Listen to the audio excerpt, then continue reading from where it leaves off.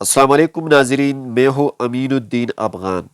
ایک بار پھر سے آپ سب کو اپنے ڈیجیٹل یوٹیوب چینل پر خوش آمدید کہتے ہیں۔ اس وقت فلسطین کے حوالے سے غزہ کی میدانی جنگ سے جو تازہ ترین اپڈیٹ سامنے آئی ہے، ساری خبریں اور اپڈیٹس آپ کے سامنے رکھیں گے، پوری تفصیلات آپ تک پہنچائیں گے۔ لیکن اس سے پہلے آپ سب سے گزارش ہے کہ اس ویڈیو کو لائک کیجئے، شیئر کیجئے، اور آپ چینل پر نئے ہیں تو کائنڈلی آپ ضرور سبسکرائب کیجئے۔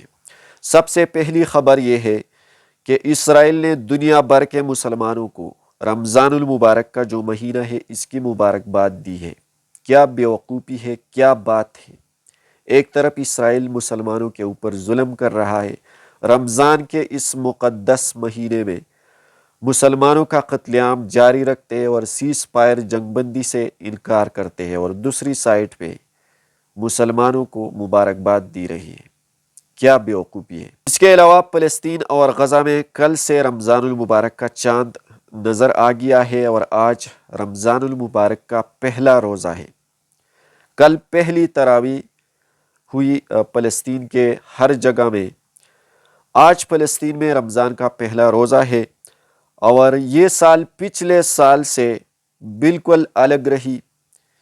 پچھلے سال کی اگر ہم بات کریں تو فلسطین کی نمازی تراویح کے جو تصویریں ہیں، جو مناظر ہے، وہ اسکرین پر آپ کے سامنے ہیں کہ کس طرح سے امن و امان کی صورتحال تھی۔ لیکن اگر ہم اس سال کی بات کریں تو ہر جگہ ویرانی ہے، کھنڈرات ہے، اور جتنی بھی مسجدیں ہیں وہ ویران ہو چکی ہے۔ مسجدوں کے کھنڈرات میں لوگوں نے نماز تراویح ادا کر دی۔ فلسطین کے ہر جگہ پر ویرانی ہے اور روشنی تک بھی نظر نہیں آتی ہے، لیکن پھر بھی مسلمان مذہبی اصولوں کے پابند رہتے ہیں اور اپنی فرائض جو ہے وہ سر انجام دے رہے ہیں۔ اسی طرح اگر ہم یروشلم کی بات کریں تو مسجد اقصی میں اسرائیل نے 40 سال سے کم عمر کے لوگوں پر مسجد اقصی میں داخل ہونے پر، نماز ادا کرنے پر پابندی لگائی ہے۔ رات کے وقت اسرائیل کے فوج اور فلسطینیوں کے بیچ شدید جھڑپیں ہوئی، اسی بات پر کہ آپ ہمیں کیوں مسجد کے اندر داخل نہیں ہونے دیتے۔ لیکن اسرائیلی فوج جو ہے انہوں نے اپنی وحشت اور اپنا ظلم برقرار رکھا، اور 40 سال سے جو کم عمر والے لوگ ہیں ان کو مسجد اقصی میں داخل نہیں ہونے دیا۔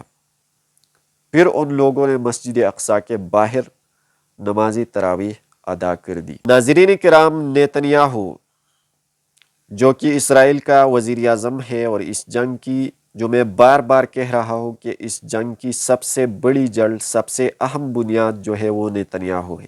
جب تک نیتنیاہو زندہ رہے گا تب تک یہ قتل عام جاری رہے گا۔ نیتنیاہو نے کل ایک بیان جاری کیا ہے کہ ہم رمضان کے مہینے میں رفح میں داخل ہوں گے، اور ہم جنگ کے آخری سٹیج پر ہیں۔ ہم رفح کا آپریشن کریں گے، ہم رفح کے اوپر حملے کریں گے۔ اور جس طرح سے میں نے پہلے بھی اپنے مختلف ولاگز میں، مختلف ویڈیوز میں آپ کے ساتھ یہ بات شیئر کی کہ نیتنیاہو رفح کا آپریشن بھی کریں گے، اور رمضان میں آنے والے دنوں میں مسلمانوں کا قتل عام کرے گا۔ بلکہ اس سے اور زیادہ ظلم، یہ خدشہ بھی ہو سکتا ہے کہ رمضان میں اس سے اور بڑا ظلم جو ہے وہ اسرائیل کر سکے، اور مسلمانوں کا قتل عام اس سے اور بھی زیادہ کر سکے۔ تو نیتنیاہو نے کل یہ بیان جاری کیا ہے کہ ہم رفح کا آپریشن کریں گے، اور اگلے 2 مہینوں تک ہمارا یہ مشن جو ہے، ہماری یہ جنگ جو ہے یہ کمپلیٹ ہو جائے گی، اپنے اختتام تک پہنچ جائے گی۔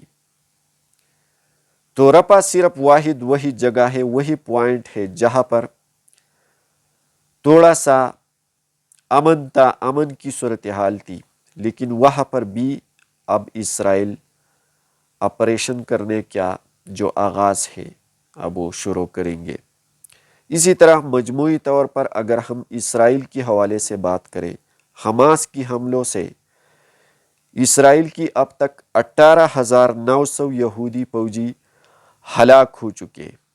یہ بھی سب سے بڑا نمبر ہے اسرائیل کا، جو میں بار بار یہ بات آپ کے ساتھ شیئر کر رہا ہوں کہ اسرائیل کا بہت بڑا، بہت بھاری نقصان ہوا ہے. اور ٹائم ٹو ٹائم جب رپورٹ سامنے آ رہی ہے تو اسرائیل کا اسی طرح زیادہ سے زیادہ نقصان ہو رہا ہے. اس کی جو تباہی ہے، اس کی جو ضلالت ہے، اس میں مزید اضافہ ہوتا جا رہا ہے. امریکہ کے حوالے سے بھی ایک خبر ہے میرے ساتھ. اسرائیل کا ایک اخبار ہے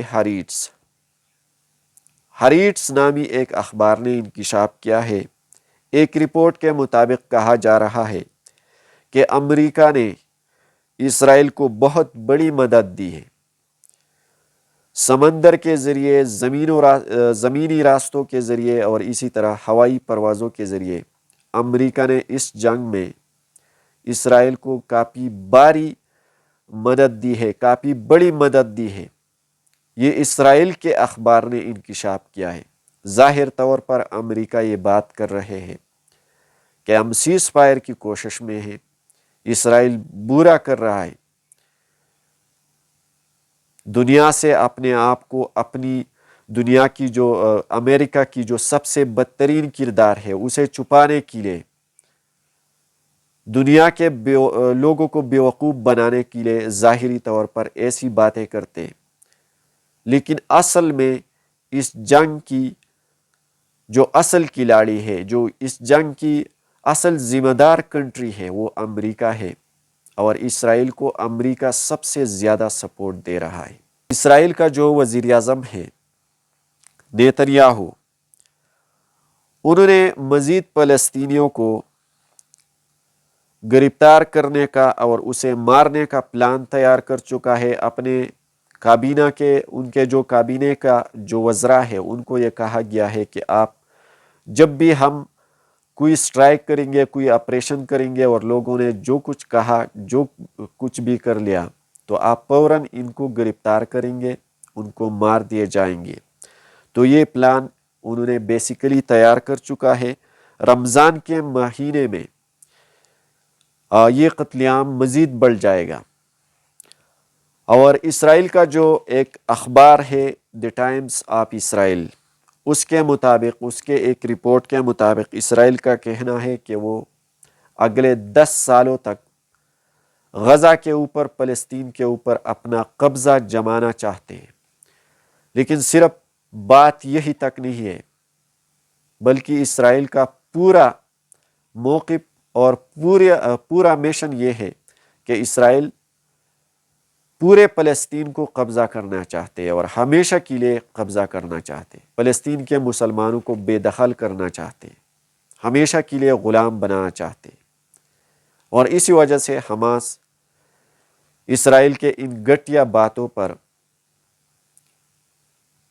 یقین نہیں کرتے ہیں اور ایسی ادھوری سیز فائر اور جنگ بندی کے لیے حماس تیار نہیں ہوتے. ملتے ہیں اگلی ویڈیو میں، تب تک کے لیے خدا حافظ.